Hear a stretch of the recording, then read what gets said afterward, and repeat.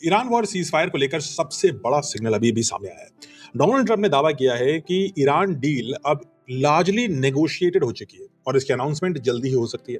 Trump ने अपने social media पर लिखा है कि एग्रीमेंट के फाइनल एस्पेक्ट्स और डिटेल्स अभी भी डिस्कस किए जा रहे हैं और साथ ही उन्होंने ये भी कहा कि स्ट्रेट ऑफ हॉर्मुज फिर से ओपन हो जाएगा। 86 दिनों की जंग के बाद अब पहली बार अमेरिका ओपनली डील की लैंग्वेज इस्तेमाल कर रहा है। लेकिन अगर आप ग्राउंड रियलिटी देखें तो सिचुएशन अभी भी बेहद विरोधाभासी कॉन्ट्रडिक्टरी लग रही है, क्योंकि एक तरफ ट्रंप कह रहे हैं हॉर्मुज खुलेगा, दूसरी तरफ ईरान कह रहा है कि स्ट्रेट ऑफ हॉर्मुज ईरान के मैनेजमेंट में रहेगा।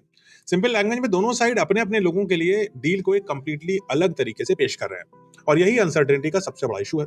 यूएस सेंट्रल कमांड ने कंफर्म किया है कि इरानियन पोर्ट्स पर नेवल ब्लॉकेड शुरू होने के बाद से लेकर अब तक लगभग 100 कमर्शियल शिप्स को रीडायरेक्ट या टर्न बैक किया गया है, यानी 100 शिप्स।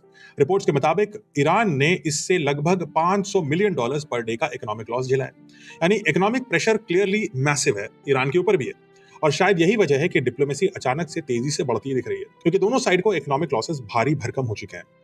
लेकिन यहाँ सबसे बड़ा अनरिजॉल्व इशू अभी भी है यूरेनियम। रिपोर्ट्स के मुताबिक ईरान सुप्रीम लीडर कैंप की तरफ से साफ डायरेक्टिव दिया गया है कि अपना 60% एनरिच यूरेनियम ईरान से बाहर नहीं जाने वाला, और यही अमेरिका की कोर डिमांड भी है। यानी अगर यूरेनियम इशू रिजॉल्व नहीं होता तो टेक्निकली ये एक फुल न्यूक्लियर डील नहीं हो सकती, सिर्फ एक टेम्परेरी फ्रेमवर्क होगा।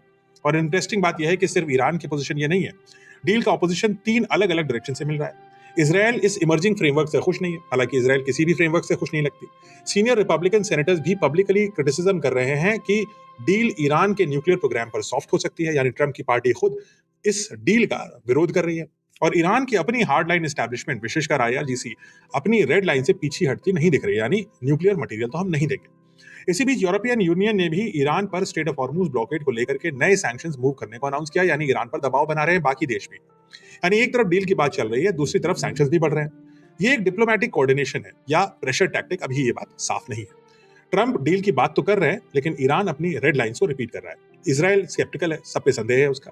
यूएस मिलिट्री अभी भी स्टैंड बाय पर है, यानी सिचुएशन डी एस्केलेशन और एस्केलेशन दोनों के बीच में एक सस्पेंडेड मोड दिखाई दे रहा है और एक पिंग पोंग बॉल की तरह ये इधर से उधर पहुंच रहा है। और आने वाले कुछ दिन शायद ये डिसाइड करेंगे कि सच में ये पीस प्रोसेस है या सिर्फ वॉर का अगला बड़ा पॉज था।